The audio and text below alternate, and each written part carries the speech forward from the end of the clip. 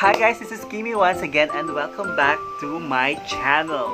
And for today's vlog, we're going to talk about yung isang benefit na pwede natin i-avail kay SSS or kay Social Security System, which is yung sickness benefit. Because last time, diniscuss natin yung about sa maternity benefit, kung ano yung mga requirements, kung paano mag-file.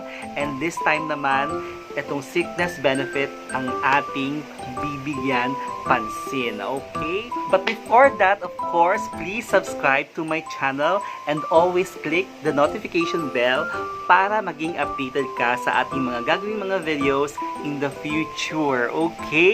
So, let's start. So, ano nga ba itong sickness benefit?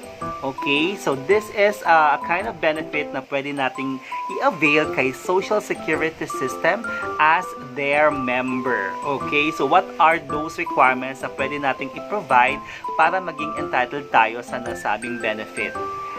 So, eto ang mga requirements. There you go. So, isa-isahin natin yan. Okay, so of course, dahil magpa-file tayo ng sickness benefit, we need the SSS sickness notification form.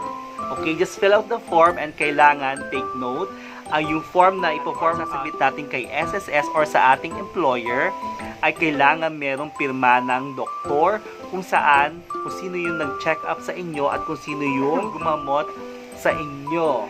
At kapag meron siyang pirma ng doktor doon sa may attending physician's part, nung notification form, kailangan meron siyang pirma bago nyo i-forward sa inyong mga employer, or kung self-employed ka, kailangan ipapasa mo siya kay SSS ng kompletong pirma ng iyong doctor. Kasi yun ang i-check na para maging entitled ka dun sa benefit. Okay? So next, syempre, dahil na-confine ka, pero meron tayong kasing dalawang klase ng confinement. Okay? So, we have the home confinement and the hospital confinement. So, isa-isahin natin yan. So, for the home confinement, meron tayong tinatawag na turnaround time ng home confinement. Ito yung kapag nagkaroon ka lang ng migraine, inubo ka, or sinipon ka, at kailangan mo lang magpahinga ng mga ilang araw. Kasi sa pagpa-file pala ng sickness benefit, dapat mayroon tayong minimum of 4 days para makapag or ma-entitled tayo sa nasabing benefit. So, minimum siya ng 4 days. Take note of that. So, yung mga less than 4 days, hindi po yan i-approve ni SSS. So, ano ba yung mga 4 days and above na mga illnesses? So, andyan nga yung ubo, andyan yung migraine, yung mga ano lang naman, yung mga like yung sore eyes, yan yung mga minimum ng 4 days. Okay, so for the home confinement, ang mahalaga dyan, dapat maipasa natin siya within the timeline. Okay, so ang timeline niyan, dapat in 10 days time, ma-forward natin yan kay SSS para hindi ka ma-disapprove yung application mo, or kung may employer ka, dapat within 5 days, ma-forward mo yan sa employer mo para yung employer mo naman, yun yung magpa-file kay SSS. Kasi pwede naman siyang i-file online. Make sure ma-provide mo yung medical certificate na galing sa doctor mo para makuha ng mag-a-assist sa'yo yung license number ni doctor. Then, pwede na siyang i-online kahit to follow na lang yung ibang mga medical documents. So, that's for the home confinement. 10 days lang po ang i-allow ni SSS para masubmit natin yung mga requirements. Okay? So, for the hospital confinement naman, so we have 1 year to file yung application kay SSS. Siyempre, na-confine kay hospital. Siyempre, hindi mo kakayanin mag-file kay SSS agad-agad, lalo kung nag-undergo ka ng isang surgery. Okay? So, with regards to that, pwede mo naman siyang ipasa kay SSS with the help of your relative. Ganun din sa home confinement. Basta maipasa mo lang sa employer mo yung at least yung medical certificate para may online siya, or kay SSS, dapat ma-inform mo siya bago yung expiration na 10 days. Okay? So, for the hospital confinement, 1 year po yung pwede yung gamiting turnaround time para maipasa or maifile yung application. Okay? So, kailangan lang kapag magpa-file tayo ng sickness benefit, kailangan active member tayo ni SSS and kailangan updated yung hulog mo, continuous yung hulog mo, kahit self-employed ka, dapat at least yung minimum na contribution meron ka at walang butas, yung within the 12 months na kung saan covered yung sickness mo. Okay? So, excluded yung 6 months or 2 quarters ng continuous period.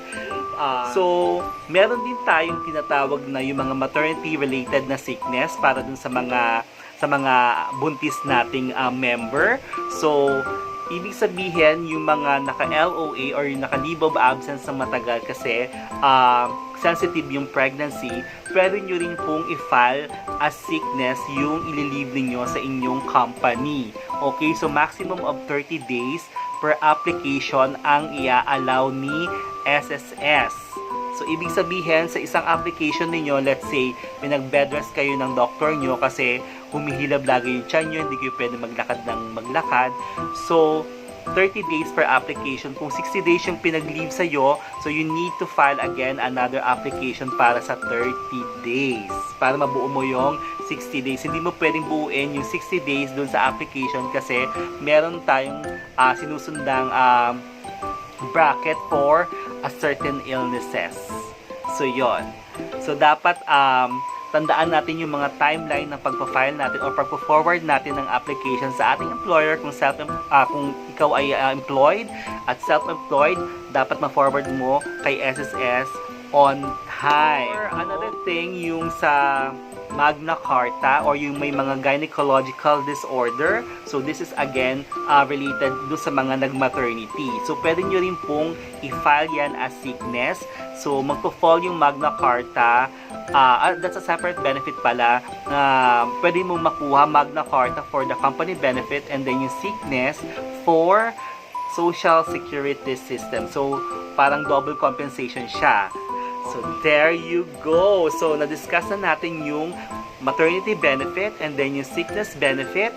So, next time sa ating next vlog, so we're going to discuss naman yung computation kung paano kinukuha o kung saan na-derive yung mga nakukuha nating benepisyo. Okay? Para maliwanag din sa inyo kung magkano talaga yung binibigay sa atin ni SSS. Mas maliit lang siya, hindi siya sinusunod sa basic salary mo kasi meron din silang salary bracket na tinatawag. Doon sila nagbe-base ng contribution. Kaya meron tayong dapat yung SSS online contribution mo, ifo-forward mo din yan as part of the requirements for sickness benefits sa iyong employer or kay SSS para makuha yung tamang computation ng benefits. And by the way guys, please take note na when it comes to your medical documents, dapat certified true copy siya bago natin i-forward kay SSS para wala maging problem sa evaluation ni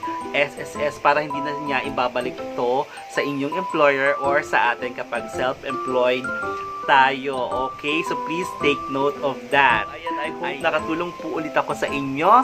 And kung may mga questions pa po kayo, please comment lang po sa ating comment box. And then, sasagutin natin yan hanggang sa ating makakaya. Okay? Thank you so much guys. Hanggang dito na lang muna.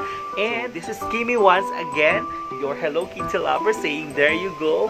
Go, go, go. Till next time. Bye-bye.